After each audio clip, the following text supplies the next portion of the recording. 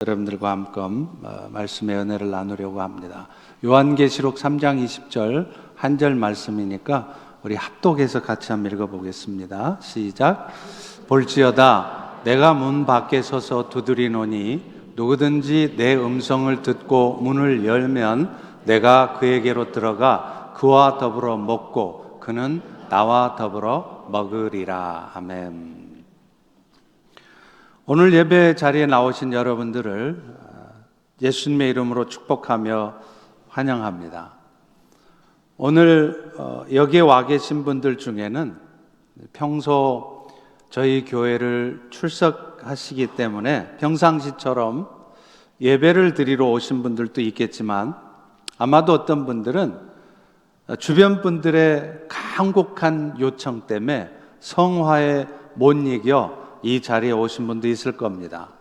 또 어떤 분은요, 초청을 받기는 했지만 그동안 뭔가 채워지지 않는 허전한 마음 가운데 살다가 이번에 뭔가 이번 일을 계기로 해서 인생의 전환점이 될 만한 좋은 일이 생기지 않을까 하는 그런 기대 속에 이 자리에 오신 분들도 계실 것입니다. 여러 가지 이유들로 이 자리에 와 계시겠지만 여기 모인 여러분 모두에게는 한 가지 공통점이 있습니다. 그것은 하나님께서 여러분을 이 자리로 인도하셨다는 겁니다. 여러분께서는 나의 스스로의 결정으로 왔다고 생각하시겠지만 여러분께서 그것을 인정하시든 인정하시지 않으시든 사실은 하나님께서 여러분을 이 자리로 인도하신 것입니다. 그런데 성경 시편 65편 4절에 보면 이런 말씀이 있어요. 주께서 택하시고 가까이 오게 하사 주의 뜰에 살게 하신 사람은 복이 있나니. 하나님은요, 자신의 사랑하시는 자들을 은혜의 자리로 부르십니다. 그러므로 이 자리에 앉은 여러분 모두는요, 오늘 이렇게 생각하시기 바랍니다. 오늘 나는 어찌하든지 축복된 자리에 왔구나, 이렇게 말입니다. 이 시간에 저는 여러분 일생을 바꾸어 놓을지도 모를 일생일대 중대한 이야기를 전하려고 합니다. 여러분 자신과 또 여러분의 친지들이 믿고 있는 기독교의 핵심에 관한 이야기입니다. 왜 우리에게는 신앙생활은 필요한 것이며 또 가끔은 정말 귀찮을 정도로 왜 사람들에게 신앙생활을 권면하고 있는지 그 이유를 알게 될 것입니다. 기독교의 신앙은요, 여러 측면에서 볼 수 있습니다. 믿는 친구들의 자기희생적이고 또 성실한 삶의 모습을 보면 아마 여러분들은 기독교가 참 좋은 종교구나 라는 생각을 하시게 되겠죠. 그런가 하면요, 교회는 다니는데 예수를 믿는다고는 하는데 신앙생활을 안 하시는 분들보다도 더 못된 모습으로 살아가는 사람들을 보면 교회는 다녀서 뭐하나 그런 생각이 드실 것입니다. 그러다가도 예수 믿는 사람들이 경험했다고 하는 오늘 소연자매가 간증했던 것 같은 그런 기적적인 일들에 대한 이야기를 들으면 그런 하나님이라면 나도 믿고 이제 신앙생활을 시작해 볼까 하는 마음이 들기도 할 것입니다. 제가 중국에서 선교사로 활동하고 있었을 때도요, 실제로 그런 적이 있었습니다. 그곳에 있던 한 선교사님은 사역을 열심히 하시다가 어느 날 갑자기 근육암 말기 판정을 받으셨어요. 암이 온 몸에 다 퍼져서 도저히 손을 쓸 수가 없는 상황이었습니다. 그쯤 되니까 이제 한국에서 조용히 인생을 마감해야 되겠다 생각하시고 이 선교사님은 한국에 돌아오셨어요. 오시자마자 기도원에 들어가셔서 이제 마음 정리도 하려고 기도를 하시는데 갑자기 하나님께서 이런 음성을 들려주셨어요. 내가 너의 병을 고쳐주마. 그리고 나서 이 선교사님은 나중에 정말로 병원에 가서 CT를 찍어보니까 분명히 중국에서 검사할 때는 온몸에 퍼져 있던 암덩어리들이 흔적도 없이 사라져 있는 것입니다. 여러분, 이런 기적 같은 얘기들을 들으면요, 와, 진짜 하나님이 살아계시기는 하나보다 하는 생각이 들 겁니다. 그래서 여러분도 그런 하나님이라면 나도 믿고 신앙생활을 시작해 볼까 하는 생각도 드실 거예요. 특별히 여러분 중에 자신이 현재 심각한 건강의 위기를 맞고 계시거나 혹은 살면서 경제적으로든 관계 문제든 여러 가지 이유로 힘든 상황에 처해 계신 분들이 있다면 더더욱 그런 마음이 드시기도 할 것입니다. 사실 이런 기적 같은 일은요, 분명히 예수 믿는 사람들 가운데 자주는 아니지만 종종 일어나는 일이고, 또 그런 일들이 기독교가 진리의 종교라는 중요한 증거가 되기도 합니다. 그러나 이런 기적 같은 일들이 기독교의 핵심은 아닙니다. 우리는 핵심을 잘 알지 못할 때 기독교에 대해서 오해하고요, 그래서 잔뜩 기대하고 교회도 나오고 신앙생활도 해봤는데 자신의 뜻대로 자신이 기대했던 그런 기적 같은 일이 안 생기면 금방 실망을 하게 되는 것입니다.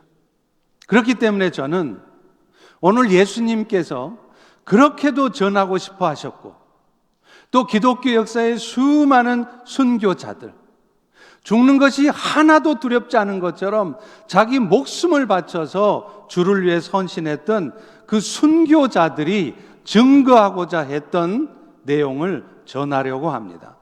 오늘 제가 예수님을 대신해서 또 순교자들을 대신해서 여러분들에게 전하고자 하는 내용은 두 가지입니다. 가장 먼저는요, 예수님께서 십자가를 통해 우리에게 말씀하시고 하는 바는 모든 인간은 예외 없이 다 죄 아래 있다는 것입니다. 안타깝게도 모든 인간은요, 날 때부터 죄악된 속성을 갖고 태어나요. 살다 보니까 죄를 짓는 게 아니라 날 때부터 죄를 지을 수밖에 없는 속성을 가지고 태어난다는 거예요. 그것을 어떻게 알 수 있느냐면, 여러분 안에는요, 선한 생각도 물론 있을 것입니다. 그러나 죄악된 생각을 갖게 될 때도 많습니다. 어려운 사람들을 보면 틀림없이 돕고 싶은 마음도 있을 거예요. 그런 반면에 여러분 마음속에는 조금 나를 힘들게 하고 얄밉게 구는 사람들을 보면 순간적으로 죽이고 싶은 마음도 들 것입니다. 또 대부분 남자들의 경우에는 야한 그림을 보면 충동적으로 음란한 생각이 들 것입니다. 이 모든 것들은요, 바로 저와 여러분 안에 죄악된 속성들이 있다는 증거인 것이에요.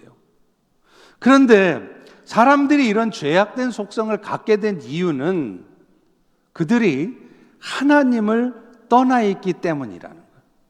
하나님을 떠나 있게 되면 사람들 마음속에는요, 그런 악한 생각이 들어가게 되어 있는 거예요. 그리고 안타깝게도 사람들은 그런 자신 안에 들은 그 죄악된 생각들을 스스로의 힘으로는 결코 온전하게 해결할 수가 없다는 것입니다. 그런데 문제는요, 이 죄 때문에 어쩔 수 없이 어느 순간 지울 수밖에 없는 이 죄 때문에 인간들은 고통스러운 삶을 살게 되었다는 것이 더 큰 문제입니다. 하나님을 떠나 사는 인간들은요, 모든 것을 자기 스스로의 힘으로 책임을 져야 돼요. 그렇기 때문에 세상 사람들은 항상 열심히 살면서도 불안해하고 염려하고 두려움을 갖는 거예요. 여러분 주변에 보세요. 여러분 자신을 보십시오. 이민 와서 여러분 세상을 대충 사셨습니까? 아닐 겁니다. 틀림없이 열심히 사셨을 겁니다. 그렇지만 안타깝게도 열심히 살았지만 노력한 대로 항상 일이 되는 것은 아니라는 거예요. 아무리 열심히 노력했지만 결국에는 내 뜻대로 되지 않을 때가 훨씬 더 많았을 것입니다. 그렇기 때문에 사람들은 세상을 열심히 살면서도 늘 불안해하고 늘 염려가 있고 두려움을 갖고 사는 것이에요. 그러다가 어느 순간 뭔가 뜻대로 되었다 싶잖아요. 성취했다 싶잖아요. 그러면 또다시 다른 목표를 세워요. 그래서 그 또 다른 목표를 이루기 위해서 다시 분주해지기 시작하는 것입니다. 그래서 로마서 3장 16, 17절에도 그런 우리의 삶을 이렇게 말씀해요. 파멸과 고생이 그 길에 있어서 평강의 길을 알지 못한다는 겁니다. 제가 주변의 사람들에게 마음이 평안하십니까? 라고 물어보면 애써 아닌 척 네, 평안합니다 라고 대답하는 사람은 많이 보았지만 정말로 모든 염려를 다 내려놓고 평안하게 사시는 분 별로 보지 못했습니다. 실제로 어느 심리학자의 연구에 의하면요, 사람들이 평생 웃는 시간들을 다 더해보면 49일밖에 되지 않는다는 거예요. 결국 사람이 산다고 하는 것이 뭐 대단한 인생 같지만 여러분이 열심히 인생을 살아도 그 인생이라는 게 별로 웃고 살 일이 없는 인생이라는 것을 의미하는 것이죠. 그런데 인간은 이렇게 살면서도 늘 불안해하며 염려하는 삶을 살다가 결국 어느 순간 죽게 된다는 거예요. 아마도 죽는다는 것보다 더 두려운 일은 없을 거예요. 그래서 천하를 호령했다고 하는 진해 시황제도 죽음이 두려워서 안 늙는 약초, 불로초를 구해오도록 명령했지 않습니까? 그런데 오늘날 현대의학은요, 죽음의 현상을 설명을 해줄 수는 있지만 왜 사람들은 죽어야 하는지 그 원인에 대해서는 아직도 밝히지 못하고 있습니다. 그런데 놀랍게도요, 성경은 왜 우리 인간들이 죽어야 하는지 너무나도 분명하고 단순하게 말하고 있어요. 인간들의 죄 때문에 사람들은 죽는다는 거예요. 그런데 이 죽는 것조차도 두려운 일인 텐데 아십니까? 더 두려운 일이 있다는 거예요. 더 두려운 일은 죽음 후의 일입니다. 성경은요, 죽으면 그걸로 모든 게 끝나는 게 아니라고 말하고 있어요. 죽음 후에는 심판이 있고 그 심판을 통해 죄 가운데 있었던 자들은 지옥 형벌을 받는다고 말하고 있기 때문입니다. 그런데 사람들은요, 이런 이야기를 하면 그 동화 같은 소리 그만하라고 얘기합니다. 심지어는 오랫동안 신앙생활을 하면서 교회를 다녔던 사람들조차도 믿음이 신실하지 않으면 그런 생각을 하고 그런 말을 해요. 그런데 여러분, 천국과 지옥은 분명히 성경이 말하고 있을 뿐만 아니라 우리 주변에도 그 천국과 지옥이 분명히 존재한다는 것을 증거하는 분들이 종종 있다는 사실입니다. 제가 아는 어떤 분의 동생도요, 죽었다가 살아나셨어요. 동생이 죽었다는 소리를 듣고 누나가 얼마나 놀랐겠습니까? 그래서 부랴부랴 병원으로 달려봤더니 그 죽었다는 동생이 살아있는 거예요. 얘기를 들어보니까 실제 그 동생은 죽었습니다. 심장도 멎었고요. 병원에 가면 환자가 사망하면 의사가 사망 선고를 해요. 무슨 환자 몇 날 며칠 몇 시 몇 분에 사망하셨습니다. 분명히 선언을 해요. 그 사망 선고도 받았어요. 그런데 놀랍게도 그로부터 몇 시간 후에 그 죽은 동생이 다시 살아난 겁니다. 그리고 그가 죽었을 때 자신이 경험했던 것을 누나한테 간증을 하는 거예요. 이분은 잠시 죽은 순간 동안 지옥문 앞에 갔다 왔던 겁니다. 그래서 그분은요, 이전에는 신앙생활을 하던 분이었어요.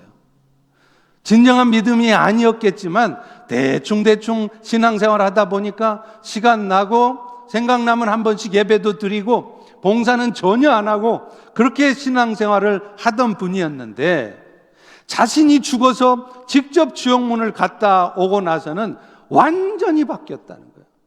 분명히 천국과 지옥이 있다는 것을 확신하게 되니까 예배는 어떤 일이 있어도 빠지지 않고요, 봉사하는 일도 아무리 건강하지 않아도, 아무리 여건이 허락되지 않아도 적극적으로 참여하시게 되었다는 거예요.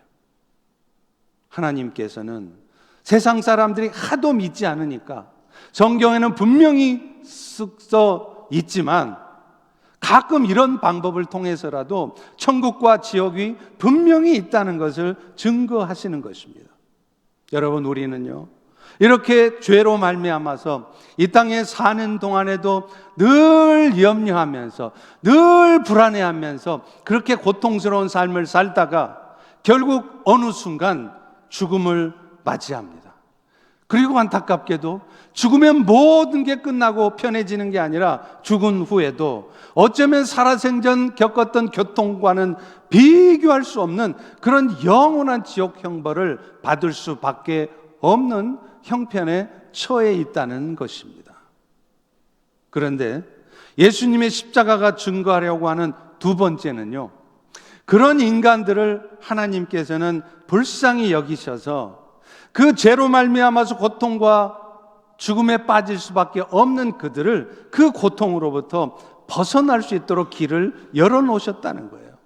그것은 바로 예수님께서 십자가에서 죽으심으로 말미암아 모든 인생들이 자신이 지었던 죄에 대한 대가를 받을 것을 대신 치르도록 하신 것입니다.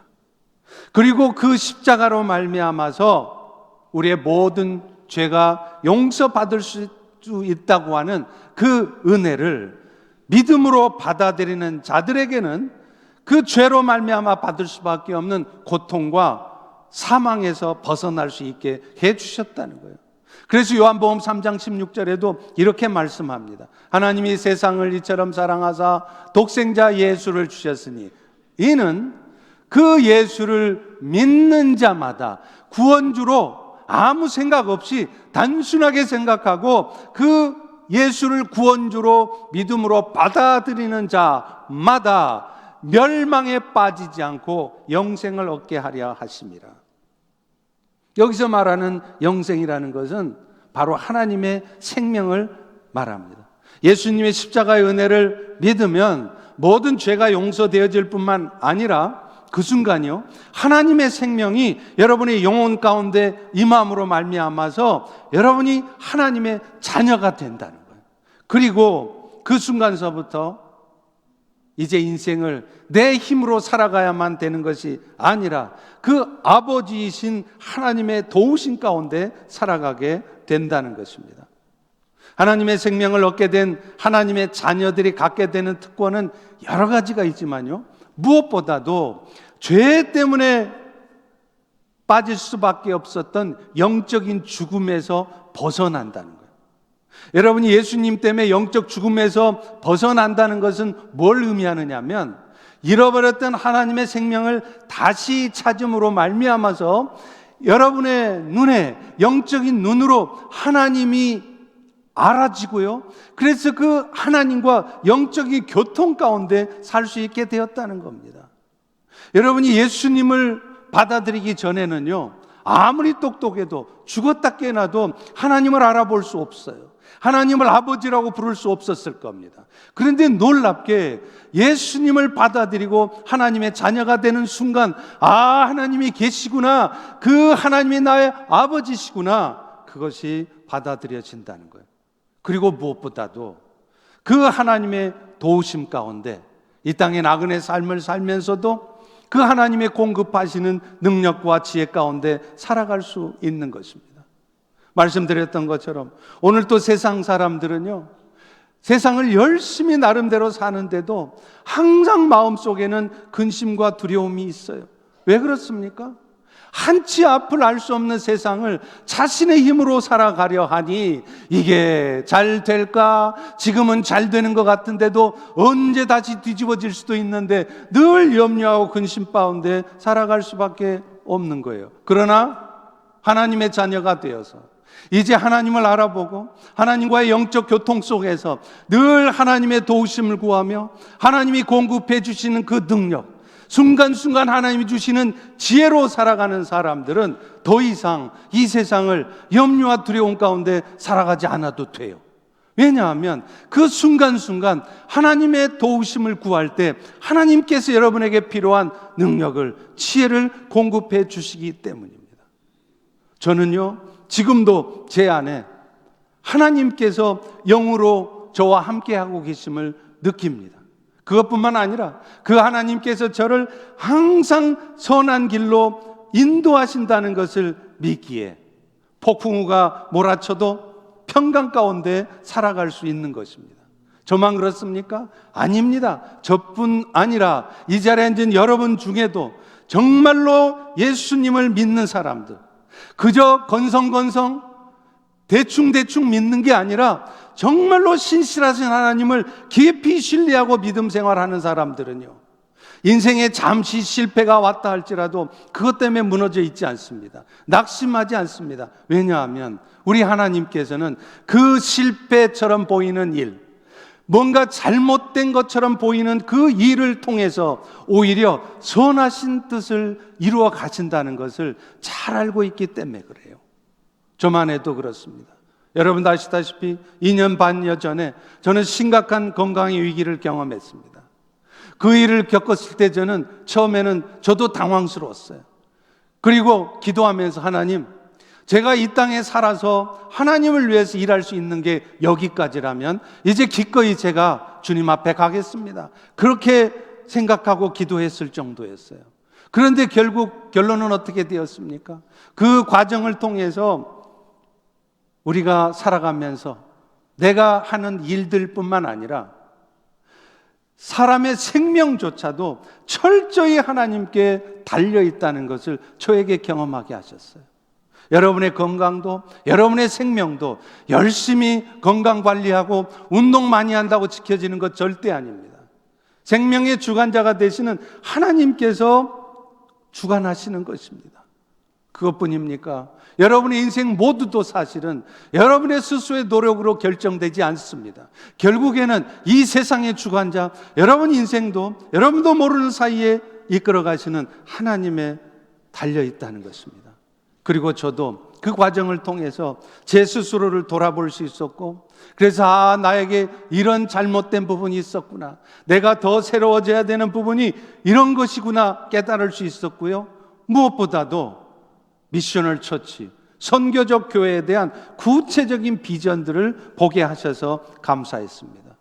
결국 우리가 살아가면서 겪는, 하나님의 자녀들이 살아가면서 겪는 어떤 상황들도 결국은 하나님의 선하신 뜻을 발견하게 하고 그 뜻을 함께 이루어가기에 합당한 모습으로 세우시려고 하나님이 여러분에게 겪게 하신 일이라는 것을 알 때 우리는 어떤 절망적인 상황 속에서도 평강과 기쁨과 소망을 잃지 않게 되는 줄로 믿습니다.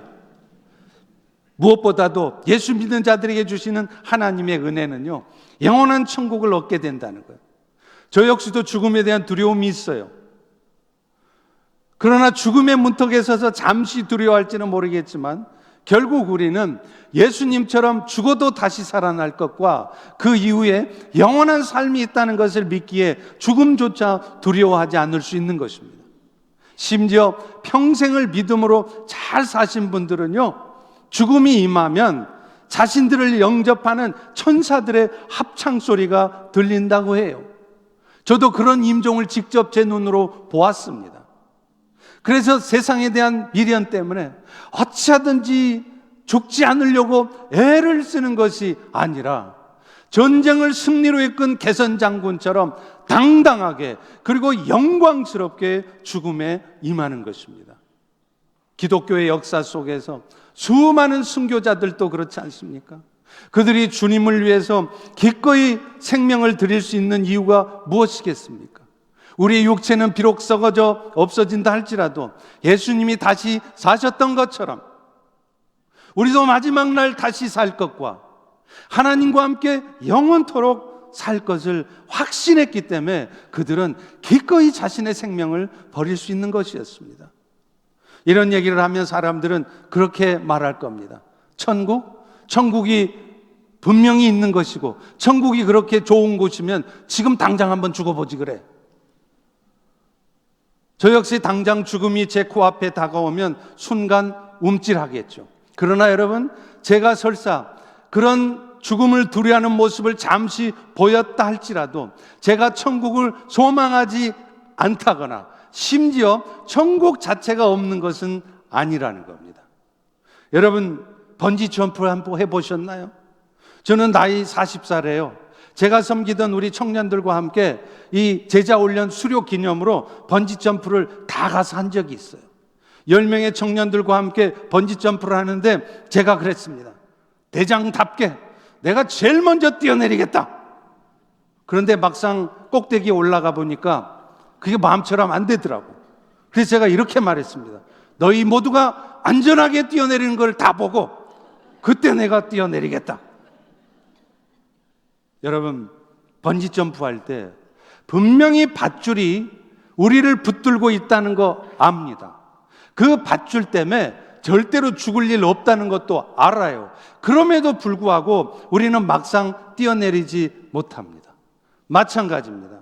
영생의 소망이 있는 우리 그리스도인들일지라도요, 막상 죽음이 우리에게 다가오면 죽음에 대한 두려움이 있는 게 당연한 거예요. 그런데 그것은 우리가 천국에 대한 소망이 없어서가 아닙니다. 육신을 입고 있기 때문에 그런 것입니다. 분명히 천국은 있고 죽음이 끝이 아니라는 것을 알아요. 그러나 막상 대단한 믿음이 아니면 죽음에 대한 두려움을 갖게 할 수밖에 없는 육체의 본성 때문에 우리는 어쩔 수 없이 죽음 앞에서 망설이는 것입니다. 저는 목회자이기 때문에 장례 예배를 종종 인도하게 됩니다. 그런데 장례 예배를 인도할 때마다 저는 너무나 단순한 진리를 깨닫습니다. 인간은 반드시 죽게 되어 있다는 것, 그리고 그 죽음은 언제든지 올 수 있다는 겁니다. 몇 년 전 여러분도 들어보셨을 거예요. 플로리다의 어느 아파트에 사시던 분의 황당한 죽음에 대한 이야기입니다. 이분은 하루 종일 열심히 일을 하시고 이제 퇴근해서 집에 돌아가는데 자신의 집이 있는 그 고층 아파트 앞에서, 바로 자기 집 앞에서 그 옥상에서 자살하려고 떨어진 사람하고 부딪혀서 거기서 죽게 된 것입니다. 아니, 어떻게 이런 황당한 일이 있을 수 있습니까? 그 사람은 자기가 바로 죽기 1초 전이라도 열심히 직장에서 일하고 돌아온 그가 1초 전이라도 자기의 죽음을 예상이라도 했겠습니까? 또 요즘 현대인들은요, 3분의 1이 암으로 죽습니다. 그런데 어느 누가 자신이 암 진단을 받을 것이라 예상을 합니까? 그야말로 저도 그랬고 여러분 중에 어떤 분들도 그렇고 어느 날 갑자기 청천벽력과도 같은 말을 의사로부터 듣게 되지 않습니까?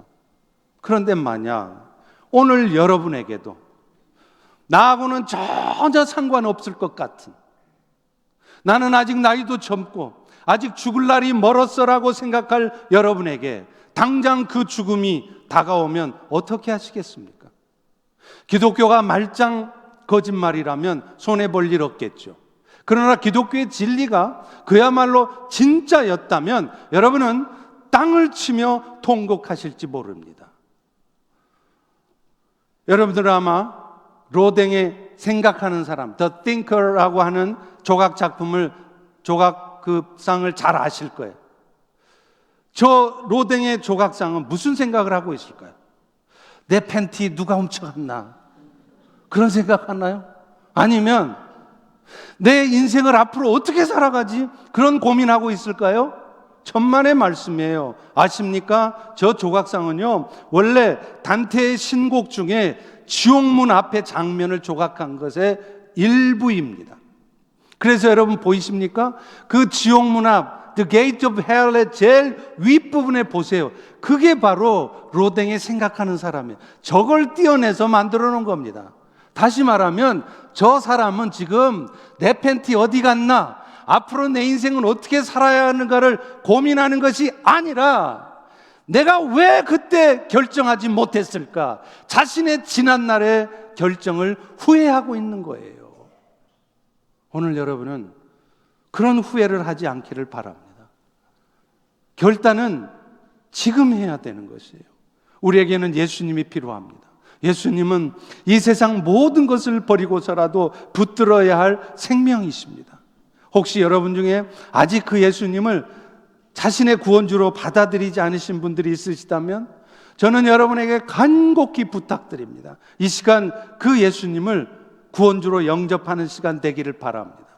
또 여러분 중에 그동안 교회는 그야말로 수십 년을 다녀오셨지만 정작 여러분 마음속에 예수님을 진정한 구원주로 받아들이지 않고 그저 형식적인 신앙생활을 하고 계셨던 분이 있다면 바로 지금 이 순간, 나중이 아니라 바로 지금 이 순간 그 예수님을 구원주로 받아들이시기를 바랍니다. 하나님께서 영원한 생명을 주시기로 작정되신 분들은 그런 마음이 들게 되어 있습니다. 그러나 그것은 여러분에게 부담을 주려 하는 것이 아니라 하나님께서 여러분을 축복의 자리로 인도하시는 것입니다. 오늘 본문으로 읽은 계시록 3장 20절의 말씀을 마지막으로 다 같이 읽어보겠습니다. 시작. 볼지어다 내가 문 밖에 서서 두드리노니 누구든지 내 음성을 듣고 문을 열면 내가 그에게로 들어가 그와 더불어 먹고 그는 나와 더불어 먹으리라. 여러분 모두에게 이런 은총이 있기를 간절히 축원합니다. 기도하겠습니다. 하나님 아버지, 오늘 부족한 종을 통하여 우리가 이미 다 알고 있다고 생각하는 너무나도 익숙한 복음의 메시지를 전하게 하신 것을 감사합니다. 하나님, 이들 중에는 교회를 오랫동안 다니고 심지어는 예배도 자주 드리지만 정작 예수님을 구원주로 받아들이지 못해서 어쩌면 이 땅의 삶보다도 더 고통스러운 그 영원한 지옥 형벌을 받아야 할 수 있는 지체들도 있을 것입니다. 아버지 하나님, 그렇다면 이 순간 성령님 긍휼히 여겨주셔서 저들의 마음에 찾아가 주셔서 오늘 이 복음의 메시지를 듣고 다시 한번 결단하는 은총이, 그래서 영원한 생명의 은혜를 받는 은총이 저들 가운데 있게 해 주시옵소서. 예수님의 이름으로 기도합니다. 아멘. 우리 이 시간